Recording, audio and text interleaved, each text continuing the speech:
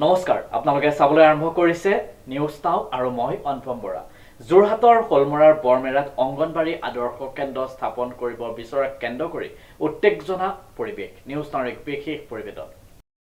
যোৰহাট মালৌপথাৰত শোলমৰা বৰমেৰ গাঁৱত বন্ধ হৈ থকা 437 নম্বৰ বৰমেৰ প্ৰাথমিক বিদ্যালয় চৌহদত অংগনবাড়ী আদৰ্শ কেন্দ্ৰ স্থাপন কৰিব বিচৰা কেন্দ্ৰ কৰি সৃষ্টি হোৱা উত্তেজনা বৰ্তমানেও অব্যাহত আছে।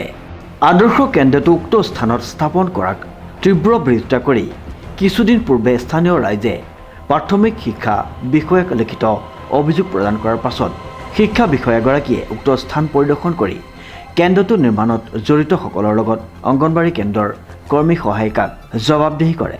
লগতে তেওঁ উক্ত স্থানত আদৰ্শ কেন্দ্ৰটো নিৰ্মাণৰ নথিপত্ৰ প্ৰাথমিক শিক্ষা বিষয়াৰ কাৰ্যালয়ত দাখিল নকৰা আৰু জিলা প্ৰশাসনৰ পৰা নিৰ্দেশ নহা পৰ্যন্ত কেন্দ্ৰটো নিৰ্মাণ কাৰ্য বন্ধ ৰখাৰ নিৰ্দেশ প্ৰদান কৰে। প্ৰাথমিক শিক্ষা বিষয়াগৰাকীৰ এই হস্তক্ষেপক ৰাইজে শলাগ লৈছে।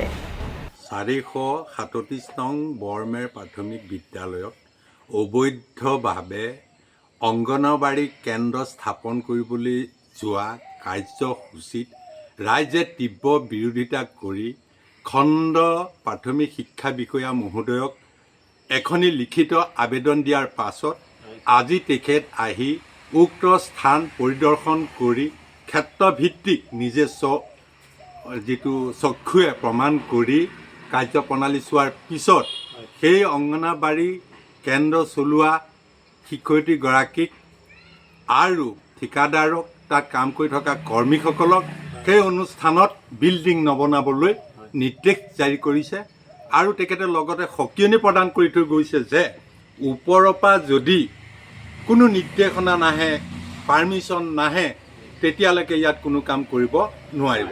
তেখেতে ৰাইজক স্পষ্টভাৱে কৈ থৈ গৈছে অংগনবাড়ী এটা বেলেগ ডিপাৰ্টমেণ্ট, ছ'চিয়েল ৱেলফেয়াৰৰ বস্তু আৰু শিক্ষা এটা বেলেগ ডিপাৰ্টমেণ্ট, এডুকেশ্যনেল বিভাগৰ বস্তু।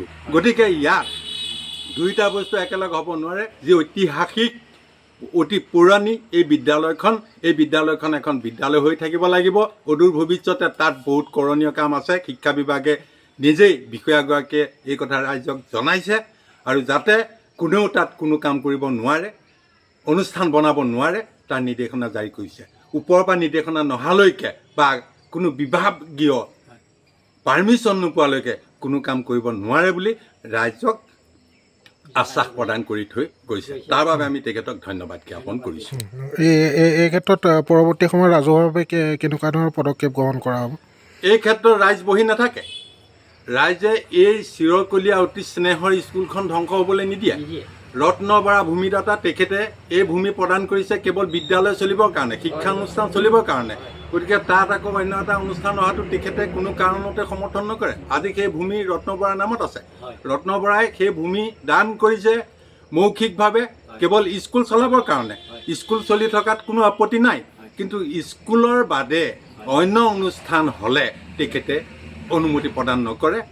দৰকাৰ হ'লে তেখেতে তেজ দিম বুলি কৈছে, জীৱন যাব, তথাপিও বেলেগক মাতি নিদিয়ে। যোৰহাট মালৌপথাৰৰ 437 নম্বৰ যিখন বৰমেৰ প্ৰাথমিক বিদ্যালয়খনত ভাঙি একাংশ ঠিকাদাৰে ইয়াত এটা অংগনবাড়ী চেণ্টাৰ স্থাপন কৰিবলৈ লৈছে। কোনো মাটিৰ মালিক বা স্কুল কৰ্তৃপক্ষৰ লগত কোনো পাৰ্মিশ্যন নোলোৱাকৈ তেওঁলোকে নিজৰ মতালিৰে স্কুল অংগনবাড়ী আদৰ্শ চেণ্টাৰ স্থাপন কৰিবলৈ লৈছে। যিটোক লৈ পিনি আমাৰ গাঁৱৰ ৰাইজে বহুত উত্তেজিত হৈছে এই ক্ষেত্ৰত। আৰু বিভাগীয় কোনো কৰ্তৃপক্ষৰ লগত তেওঁলোকে এতিয়ালৈকে যোগাযোগ কৰা নাই। আৰু এই ক্ষেত্ৰত আজি আমাৰ শিক্ষা বিভাগৰ BO ছাৰ আহি পেলাই তেখেতলোকক ফিল্ডত বুজাবুজি কৰি পেলাই তেখেতলোকক যি পৰ্যন্তলৈকে স্কুলৰ কোনো পাৰ্মিশ্যন নহালৈকে তেওঁলোকৰ কাম বন্ধ কৰিবলৈ এক সকিয়নি প্ৰদান কৰিছে। আৰু আমি এই ক্ষেত্ৰত BO ছাৰক ধন্যবাদ জনাইছোঁ। আৰু আগন্তুক দিনতো এনেকৈ BO ছাৰে যি পৰ্যন্তলৈকে তেওঁলোকৰ কোনো নথিপত্ৰ প্ৰদান কৰিব নোৱাৰিব, তেওঁলোকে এই ক্ষেত্ৰত হস্তক্ষেপ কৰিব বুলি আমি আশা ৰাখিছোঁ। ইয়াকে কৈ মই ধন্যবাদ। যোৰহাটৰ পৰা প্ৰশান্ত গায়নৰ ৰিপৰ্ট, নিউজ নাও।